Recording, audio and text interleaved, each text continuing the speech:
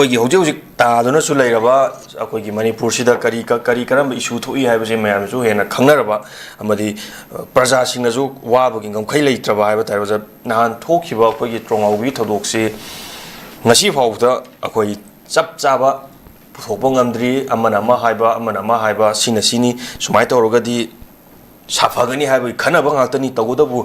resolution ꯇꯥꯔꯛꯄ ꯑꯗꯨꯗꯤ ꯉꯁꯤꯐꯥꯎ ꯑꯩꯈꯣꯏ ꯄꯨꯔꯛꯄ ꯉꯝꯗ꯭ꯔꯤ ꯑꯃꯗꯤ ꯃꯍꯥꯛꯀꯤ ꯂꯩꯈꯤꯗ꯭ꯔꯕ ꯑꯉꯥꯡ ꯑꯁꯤꯒꯤ ꯃꯄꯥꯁꯤ ꯑꯩꯈꯣꯏ BSF ꯖꯋꯥꯟ ꯑꯃꯅꯤ ꯑꯗꯨꯒ ꯃꯃꯥꯁꯤꯅ ꯒꯨꯋꯥꯍꯥꯇꯤꯒꯤ ꯑꯦꯄꯣꯂꯣꯗ ꯅꯔꯁ ꯑꯣꯏꯅ ꯄꯨꯕꯅꯦ ꯍꯥꯏꯔꯤ ꯃꯁꯤ ꯂꯩꯈꯤꯗ꯭ꯔꯕ ꯃꯆꯥ ꯑꯅꯤꯁꯤꯒꯤ ꯃꯍꯨꯠ ꯁꯤꯜꯂꯀꯥꯟꯗ ꯂꯩꯈꯤꯗ꯭ꯔꯕ ꯃꯆꯥ ꯑꯅꯤꯁꯤꯒꯤ ꯃꯍꯨꯠ ꯁꯤꯜꯂꯀꯥꯟꯗ ꯃꯃꯥꯒ ꯃꯄꯥꯒꯁꯤ ꯒꯣꯔꯃꯦꯟ ꯖꯣꯕ ꯑꯃ ꯑꯩꯈꯣꯏ ꯁ꯭ꯇꯦꯠꯁꯤꯗ ꯍꯥꯏꯕ ꯇꯥꯔꯦ ꯁꯤꯗ ꯊꯕꯛꯁꯤ ꯄꯤꯔꯅꯤ GSCꯅ ꯇꯥꯟꯕ ꯗꯤꯃꯥꯟꯗ ꯌꯥꯎꯗꯕ ꯃꯃꯥꯒ ꯃꯄꯥꯒꯁꯤꯕꯨꯛꯇ ꯑꯩꯈꯣꯏ ꯊꯕꯛ ꯑꯣꯏꯅ ꯄꯤꯔꯅꯤ ꯍꯥꯏꯕ ꯂꯥꯎꯊꯣꯛꯈ꯭ꯔꯦ ꯃꯁꯤ ꯀꯅꯥꯒꯨꯝꯕ ꯂꯩꯔꯤꯕ ꯂꯩꯉꯥꯛꯁꯤꯒꯤꯗ ꯊꯣꯛꯄ ꯇꯥꯔꯒꯗꯤ ꯃꯁꯤ ꯀꯔꯤ ꯈꯟꯒꯅꯤ ꯑꯃꯗꯤ ꯑꯩꯒꯤ ꯏꯆꯥ ꯑꯅꯤ ꯁꯤꯍꯟꯈ꯭ꯔꯒ ꯏꯆꯥ ꯑꯅꯤꯒꯤ ꯃꯍꯨꯠ ꯑꯣꯏꯅ ꯊꯕꯛ ꯍꯥꯞꯄꯤꯔꯛꯑꯦ ꯀꯥꯏꯅ ꯃꯁꯤ ꯃꯃꯥ ꯑꯃ ꯑꯣꯏꯅ ꯃꯄꯥ ꯑꯃ ꯑꯣꯏꯅ ꯍꯔꯥꯎ ꯂꯧꯒꯗ꯭ꯔꯥ ꯑꯣꯖꯥ ꯃꯁꯤꯕꯨ ꯀꯔꯝꯕ ꯋꯥꯈꯜꯂꯣꯟ ꯑꯣꯏꯒꯗꯧꯔꯤꯕꯅꯣ ꯑꯩꯈꯣꯏꯒꯤ ꯃꯃꯥꯒ ꯃꯄꯥꯒꯗ ꯁꯤꯒꯨꯝꯕ ꯊꯕꯛ ꯍꯥꯞꯄꯤꯔꯒꯦ ꯍꯥꯏꯅ ꯁꯨꯝꯕ ꯍꯥꯏꯕꯁꯤ ꯃꯃꯥ ꯑꯃ ꯑꯣꯏꯅ ꯃꯄꯥ ꯑꯃ ꯑꯣꯏꯅ ꯀꯔꯤ ꯈꯜꯂꯝꯒꯅꯤ ꯏꯚꯟ ꯃꯍꯥꯛꯀꯤ ꯌꯨꯝꯗ ꯂꯩꯍꯧꯔꯤꯕ ꯃꯕꯣꯛ ꯃꯄꯨꯗꯨꯁꯨ ꯃꯁꯨ ꯑꯅꯤꯒꯤ ꯃꯩꯁꯥꯗꯨ ꯂꯥꯡꯗꯅ ꯑꯩꯈꯣꯏ ꯋꯥꯐꯥꯎ ꯉꯥꯡꯐꯝ ꯈꯪꯗꯕ ꯑꯃꯗꯤ ꯇꯧꯐꯝ ꯃꯔꯥꯡ ꯈꯪꯗꯕ ꯀꯔꯤ ꯈꯨꯝꯒꯗꯧꯅꯣꯕꯨ ꯈꯪꯍꯧꯗ꯭ꯔꯕꯅꯤ ꯃꯁꯤꯒꯤ ꯃꯔꯛꯁꯤꯗ ꯑꯃꯨꯛ JSCꯅ ꯇꯥꯟꯕꯗ ꯌꯥꯎꯗꯕ ꯃꯃꯥꯒ ꯃꯄꯥꯒ ꯐꯥꯎ ꯊꯕꯛ ꯍꯥꯞꯄꯤꯔꯒꯦ ꯍꯥꯏꯕꯅꯤ ꯃꯁꯤ ꯍꯥꯏꯔꯨꯕꯗꯒꯤ ꯑꯩꯈꯣꯏ ꯁꯥꯎꯗꯨꯅ ꯊꯣꯛꯈ꯭ꯔꯦ ꯀꯥꯏꯅ ꯍꯥꯏꯕꯒꯤ ꯇꯣꯉꯥꯟꯕ ꯁꯣꯁꯤꯌꯦꯜ ꯃꯦꯗꯤꯌꯥꯗ ꯚꯥꯏꯔꯦꯜ ꯑꯣꯏꯔꯛꯂꯤ ꯑꯃꯗꯤ ꯄꯦꯄꯔꯗꯕꯨ ꯑꯩꯈꯣꯏ ꯌꯧꯔꯛꯂꯤ ꯑꯣꯖꯥ ꯃꯁꯤ ꯀꯃꯥꯏꯅ ꯌꯦꯡꯕꯤꯅꯤꯡꯉꯤ ꯑꯣꯖꯥ ꯃꯄꯥꯁꯨ ꯊꯕꯛ ꯇꯧꯔꯤꯕꯅꯤ ꯃꯃꯥꯁꯨ ꯊꯕꯛ ꯇꯧꯔꯤꯕꯅꯤ ꯃꯄꯥꯟ ꯂꯝꯗ ꯃꯁꯥꯒꯤ ꯀ꯭ꯋꯥꯂꯤꯐꯤꯀꯦꯁꯟꯒ ꯆꯥꯟꯅꯕ ꯊꯕꯛꯅꯤ ꯃꯄꯥꯟ ꯂꯝꯗ ꯇꯧꯔꯤꯕꯁꯦ ꯃꯅꯤꯄꯨꯔꯗ ꯊꯕꯛ ꯇꯧꯗꯕꯤꯗ ꯃꯄꯥꯟ ꯂꯝꯗ ꯆꯠꯂꯒ ꯃꯁꯥꯒꯤ ꯀ꯭ꯋꯥꯂꯤꯐꯤꯀꯦꯁꯟ ꯆꯥꯟꯅꯕ ꯊꯕꯛ ꯇꯧꯖꯔꯤꯕꯅꯤ ꯑꯗꯨꯕꯨ ꯃꯆꯥ ꯑꯅꯤ ꯂꯩꯈꯤꯗ꯭ꯔꯦꯅ ꯍꯥꯏꯕ ꯂꯩꯈꯤꯗ꯭ꯔꯦ ꯇꯧꯒꯗꯧꯕ ꯃꯆꯥ ꯑꯅꯤꯒꯤ ꯃꯍꯨꯠ ꯁꯤꯜꯂꯀꯥꯟꯗ ꯃꯃꯥꯒ ꯃꯄꯥꯒꯁꯤ ꯁ꯭ꯇꯦꯠꯀꯤ ꯑꯣꯏꯕ ꯊꯕꯛ ꯄꯤꯔꯒꯦꯅ ꯍꯥꯏ ꯑꯣꯖꯥ ꯃꯁꯤ ꯃꯃꯥ ꯑꯃ ꯑꯣꯏꯅ ꯃꯄꯥ ꯑꯃ ꯑꯣꯏꯅ ꯀꯃꯥꯏꯅ ꯍꯔꯥꯎ ꯌꯥꯅꯤꯡꯒꯅꯤ ꯑꯣꯖꯥ ꯔꯥꯀꯦꯁꯣ ꯋꯥꯐꯝꯁꯤ ꯑꯗꯨꯝ ꯆꯨꯝꯃꯤ ꯈꯟꯅꯕ ꯌꯥꯕ ꯄꯣꯠꯅꯤ ꯑꯗꯨꯅ ꯈꯟꯅꯕ ꯈꯛꯇ ꯅꯠꯇꯅ ꯃꯁꯤꯒꯤ ꯋꯥꯐꯝꯁꯤꯅ ꯃꯔꯝ ꯑꯣꯏꯔꯦ ꯍꯥꯏꯔꯒ ꯍꯧꯖꯤꯛ ꯐꯥꯎꯕꯗ ꯅꯨꯃꯤꯠ 5ꯅꯤꯒꯤ ꯇꯣꯇꯦꯜ ꯁꯠꯗꯥꯎꯟꯅꯤ ꯍꯥꯏꯗꯅ ꯍꯧꯖꯤꯛ ꯑꯩꯈꯣꯏ ꯀꯩꯅꯣꯗ ꯚꯦꯂꯤꯒꯤ ꯑꯌꯥꯝꯕ ꯃꯐꯝꯗ ꯂꯣꯏꯅꯃꯛꯇ ꯄꯥꯛ ꯁꯟꯅ ꯍꯥꯏꯇꯥꯔꯦ ꯆꯠꯊꯔꯛꯂꯤꯕꯁꯤꯅꯤ ꯑꯗꯨꯅ ꯃꯁꯤꯒꯤ ꯁꯠꯗꯥꯎꯟꯁꯤꯅ ꯃꯔꯝ ꯑꯣꯏꯔꯒ ꯍꯧꯖꯤꯛ ꯃꯤ ꯃꯌꯥꯝ ꯑꯃ ꯑꯋꯥ ꯑꯅꯥ ꯅꯪꯕ ꯈꯣꯠꯄ ꯈꯨꯗꯣꯡꯆꯥꯗꯕ ꯃꯌꯥꯝ ꯃꯥꯌꯣꯛꯅꯕ ꯀꯔꯤ ꯀꯔꯥ ꯁꯤꯒꯨꯝꯕꯒꯤ ꯈꯣꯜꯂꯥꯎ ꯇꯣꯉꯥꯟꯕ ꯃꯌꯥꯝ ꯑꯃ ꯑꯩꯈꯣꯏ ꯇꯥꯔꯤ ꯎꯔꯤ ꯑꯩꯈꯣꯏ ꯁꯣꯁꯤꯌꯦꯜ ꯃꯤꯗꯤꯌꯥꯗ ꯍꯧꯖꯤꯛ ꯑꯗꯒꯤ ꯀꯩꯅꯣꯗ ꯃꯁꯤꯒꯤ ꯇꯣꯇꯦꯜ ꯁꯠꯗꯥꯎꯟ ꯅꯨꯃꯤꯠ 5ꯅꯤꯁꯤ ꯍꯥꯏꯔꯤꯕ ꯑꯩꯈꯣꯏꯒꯤ ꯇ꯭ꯔꯣꯡꯂꯥꯎꯕꯤꯒꯤ ꯂꯥꯏꯕꯛ ꯊꯤꯔꯕ ꯇꯦꯔꯣꯔꯤꯖꯝꯒꯤ ꯊꯧꯗꯣꯛ ꯑꯗꯨꯒ ꯃꯔꯤ ꯂꯩꯅꯅ ꯁꯦꯝꯈꯤꯕ JSCꯅ ꯃꯈꯣꯏꯅ ꯀꯧꯈꯤꯕ ꯅꯠꯇꯦ ꯍꯥꯏꯗꯅ ꯑꯃꯨꯛ ꯉꯔꯥꯡ ꯍꯥꯏꯔꯛꯏ ꯍꯥꯏꯗꯅ ꯍꯧꯖꯤꯛꯇꯤ ꯁꯣꯁꯤꯌꯦꯜ ꯃꯤꯗꯤꯌꯥꯗ ꯑꯃꯨꯛ ꯃꯔꯩ ꯑꯃꯨꯛ ꯇꯧꯅꯔꯛꯂꯤ ꯍꯥꯏꯇꯥꯔꯦꯅꯦ ꯑꯗꯨꯅ ꯁꯤꯒꯤ ꯃꯇꯥꯡꯁꯤꯗꯩꯁꯤꯗ ꯈꯤꯇꯪ ꯆꯌꯦꯠꯅꯕ ꯆꯃꯝꯅꯕ ꯀꯔꯤꯅꯣ ꯍꯥꯏꯕ ꯄꯣꯠꯁꯛ ꯑꯃ ꯏꯈꯪ ꯈꯪꯗꯕ ꯃꯤꯌꯥꯝꯒꯤ ꯋꯥꯈꯜꯗ ꯈꯤꯇꯪ ꯆꯃꯝꯅꯕ ꯀꯟꯐ꯭ꯌꯨꯖꯟ ꯑꯃ ꯄꯤꯕ ꯑꯃ ꯑꯗꯨꯝꯕ ꯑꯣꯏꯍꯜꯂꯤ ꯍꯥꯏꯇꯥꯔꯦ ꯑꯗꯒꯤ ꯍꯧꯖꯤꯛꯀꯤ ꯂꯩꯔꯤꯕ ꯋꯥꯐꯝ ꯍꯪꯕꯤꯔꯤꯕ ꯄꯣꯠꯇꯨꯗ ꯍꯣꯏ ꯂꯩꯉꯥꯛꯀꯤ ꯀꯩꯅꯣꯗ ꯊꯧꯗꯣꯛꯇꯨ ꯊꯣꯛꯈ꯭ꯔꯦ ꯊꯧꯗꯣꯛꯇꯨꯒꯤ ꯃꯇꯨꯡꯗ JSC ꯁꯦꯝꯂꯦ ꯑꯗꯒꯤ JSCꯁꯤꯅ ꯀꯩꯅꯣꯗ ꯑꯩꯈꯣꯏꯒꯤ ꯂꯩꯉꯥꯛꯀꯤ ꯂꯨꯆꯤꯡꯕꯁꯤꯡꯒ ꯎꯅꯗꯅ ꯋꯥꯔꯤ ꯋꯥꯇꯥꯏ ꯁꯥꯟꯅꯕꯒꯤ ꯊꯧꯔꯝ ꯄꯥꯡꯊꯣꯛꯈ꯭ꯔꯦ ꯑꯗꯩꯗ ꯃꯌꯥꯝꯅ ꯑꯗꯨꯝ ꯍꯥꯏꯅꯔꯛꯄ ꯂꯩ ꯑꯗꯨꯅ ꯁꯤꯒꯤ ꯑꯩꯈꯣꯏꯒꯤ ꯇꯣꯉꯥꯟ ꯃꯤꯌꯥꯝꯒꯤ ꯁꯦꯛꯁꯟ ꯀꯌꯥꯒꯤ ꯃꯔꯛꯇꯒꯤ ꯁꯤꯒꯨꯝꯕ ꯊꯧꯗꯣꯛ ꯑꯃꯃꯝ ꯇꯦꯔꯣꯔꯤꯖꯝꯗ ꯑꯩꯈꯣꯏꯒꯤ ꯇꯦꯔꯣꯔꯤꯁꯁꯤꯡꯅ ꯆꯠꯊꯔꯛꯄ ꯌꯥꯝꯅ ꯇꯝꯊꯤꯔꯕ ꯃꯤꯍꯥꯠ ꯃꯤꯄꯨꯟꯒꯤ ꯊꯧꯗꯣꯛꯁꯤꯡꯁꯤꯗ ꯂꯩꯈꯤꯗꯕ ꯃꯤꯑꯣꯏꯁꯤꯡꯒꯤ ꯏꯃꯨꯡ ꯃꯅꯨꯡꯗ ꯑꯩꯈꯣꯏꯒꯤ ꯂꯩꯉꯥꯛꯅ ꯀꯔꯤꯒꯨꯝꯕ ꯀꯝꯄꯦꯟꯁꯦꯁꯟ ꯍꯥꯏꯗꯅ ꯂꯥꯛ 5 or 10 ꯄꯤꯔꯒ ꯑꯗꯒꯤ ꯊꯕꯛ ꯑꯃ ꯍꯥꯞꯀꯅꯤ ꯈꯣꯠꯀꯅꯤꯅ ꯍꯥꯏꯔꯒ ꯑꯗꯨꯝ ꯌꯥꯁꯤꯟꯕ ꯍꯦꯛ ꯄꯨꯔꯛꯈꯤꯕꯁꯦ ꯁꯤꯒꯨꯝꯕꯒꯤ ꯊꯧꯗꯣꯛꯁꯦ ꯇꯣꯏꯃꯜꯂꯦ ꯑꯁꯤꯅ ꯃꯔꯝ ꯑꯣꯏꯔꯦ ꯍꯥꯏꯔꯒ ꯑꯩꯈꯣꯏ ꯑꯗꯨꯝꯕ ꯊꯧꯗꯣꯛꯁꯤꯡꯗ ꯇꯦꯔꯣꯔꯤꯖꯝꯒꯤ ꯊꯧꯗꯣꯛꯁꯤꯡꯁꯤꯗ ꯍꯛꯊꯦꯡꯅꯅ ꯆꯦꯟꯅꯔꯤꯕ ꯃꯔꯥꯜ ꯂꯩꯔꯕ ꯑꯗꯨꯝꯕ ꯇꯦꯔꯣꯔꯤꯁ ꯀꯥꯡꯕꯨꯗꯣ ꯉꯁꯤꯐꯥꯎꯗ ꯆꯩꯔꯥꯛ ꯐꯪꯍꯟꯈꯤꯕ ꯐꯥꯕ ꯄꯨꯟꯕ ꯑꯃꯠꯇ ꯊꯣꯛꯇ꯭ꯔꯤ ꯑꯗꯨꯅ ꯍꯟꯗꯛꯇꯤ ꯑꯁꯤꯒꯨꯝꯕꯒꯤ ꯊꯧꯗꯣꯛ ꯀꯩꯅꯣꯁꯦ ꯑꯩꯈꯣꯏꯒꯤ ꯀꯔꯤ ꯍꯥꯏꯅꯤ ꯂꯩꯉꯥꯛꯅ ꯄꯤꯔꯛꯄ ꯀꯝꯄꯦꯟꯁꯦꯁꯟ ꯂꯩꯉꯥꯛꯅ ꯑꯩꯈꯣꯏꯒꯤ ꯏꯃꯨꯡ ꯃꯅꯨꯡꯗ ꯊꯦꯝꯅꯕ ꯍꯣꯠꯅꯔꯛꯄ ꯀꯩꯅꯣꯁꯤꯡ ꯄꯣꯠꯁꯤꯡꯗ ꯑꯝꯇ ꯌꯥꯔꯣꯏꯗꯕꯅꯤ ꯀꯥꯏꯅ ꯍꯥꯏꯕꯒꯤ ꯁꯤꯒꯨꯝꯕ ꯈꯣꯜꯂꯥꯎꯁꯦ ꯌꯥꯝ ꯀꯟꯅ ꯂꯥꯛꯏ ꯍꯥꯏꯇꯥꯔꯦ ꯃꯥꯏꯀꯩ ꯀꯌꯥꯗꯒꯤ ꯑꯗꯨꯅ ꯑꯗꯨꯝꯕ ꯃꯌꯥꯝꯗꯨꯒꯤ ꯂꯩꯔꯤꯉꯩ ꯃꯔꯛꯁꯤꯗꯩꯁꯤꯗ ꯉꯁꯥꯏꯒꯤ JSCꯅ ꯑꯩꯈꯣꯏꯒꯤ ꯀꯩꯅꯣꯗ ꯃꯤꯌꯥꯝ ꯍꯥꯏꯗꯤ ꯑꯩꯈꯣꯏ ꯃꯅꯤꯄꯨꯔꯁꯤꯗꯤ ꯇꯣꯉꯥꯟ ꯇꯣꯉꯥꯟꯕ ꯁꯤꯚꯤꯜ ꯁꯣꯁꯥꯏꯇꯤ ꯑꯣꯔꯒꯅꯥꯏꯖꯦꯁꯟꯁꯨ ꯄꯩꯉꯩ ꯂꯩꯔꯦꯗꯣ ꯑꯗꯒꯤ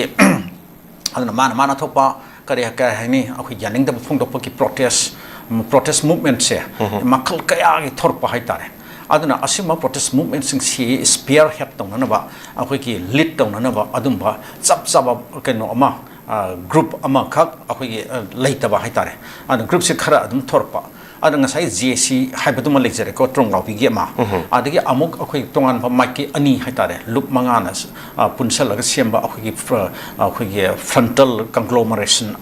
group ama CSO akhoi amuko na lusingba aduga somdana amuk ko communal lusingba mayam ama mu legre haib sing de so akhoi kanada CSO yankhai khumphum yauri bane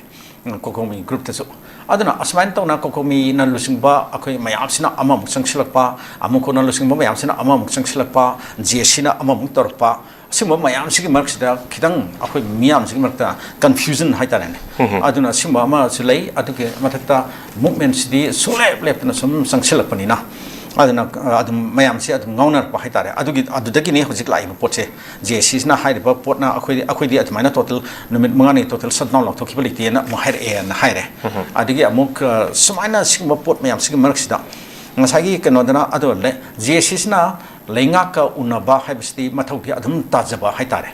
sungsosam gi unapam sthoi adana maya maramti miyangi khoirang khoi saunarba miyamna makhal kya gi iho horpa aduma terrorism thodok terrorism gi mayokta keno tor paiste movement am sagal paiste masana adum tajar pot amane mo adana aduma potu lakma tanda terror akhoi JC na haiba protest movement adugi lusing ba kambu ni na khallaga lenga sin mo khoi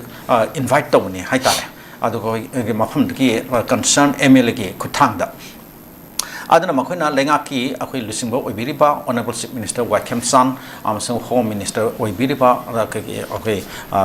gomidas konthokjam amasung ate MLA sing kari sing mayam yauna unare ko unabatu da adum lenga ki di lenga ki da haifum thokpane makhoi de tapum thokpane maramdi makhoi ti miyam ki protest haiba adaki miyam da khudung cha da pi ki to makhal kya ki simba nyaw hojok sing sa thari ba total numit mangani total shutdown sing si ahum su bani da ahum su bani ne ba ad asigi mamang si ki na tang tari ta ki je horga makhal kya ki protest adom sa thar khar ne shutdown ni haidar ki su ban haidar ki su adom ban taw na lak la bani haitare lambi punong se loi na adom thinga bane ba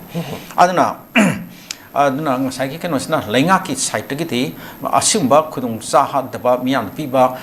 punong se phanan ko khana ba akhoi kenoda lenga ki maikai ta ki akhoi su makhoi chenari pamiyo sing phan khonari adi kari kara tauri haiban sing ba makhoi su adum makhoi adum hair pam san tai aduga keno ju je situ su makhoi na taptha na ba phatha na ba puning phatha na ba makhoi bu them na ba no na ba haitare ne adum ba makhal kya ki makhoi ki technique method si lenga ki adum lenga aman nataga amagi si adum satha na lak po ne ba sai kaya ki mamang dagi adna si deisa adum makhoi adum hair pata bani hair pani adna makhoi na taliba jesin taliba akhoi gi keno de akhoi gi charter of demands da yaw da ba akhoi gi lai hojiki lai bak thi khraba angang ani sigi mapa oi bedu ma si BSF ki jawan amani hoji hoji Bihar da posting tari na hairi ko ado ma ki keno ka chana ba ma ka post ka chana ba ma akhoi state service da pi da ge na haire na hoji akhoi gi honorable minister 𝐍𝐀𝐿 sungarang palle adagi home minister gomidas na sun han keno da pong mising da phongdo khare ado haire ba demands bang ti makhoi gi yaw rak ta bani ado asibok da akhoi pi da ge haire mahak sedis da yum da manipur da lejana na ba ka na haina hoi madusu amarob da makhoi ki yamna akhoi gi understanding amani haina khalaga mapan da legi da na khodan to ki sap yum da legi na phai yum gi on akhoi gi home state ki keno da service da chang ban phai ka na makhoi sum khanja ba orum ba yai hai tare madusu makhoi gi ngasai ki phathana na ba akhoi gi tactics amani haina lobo yai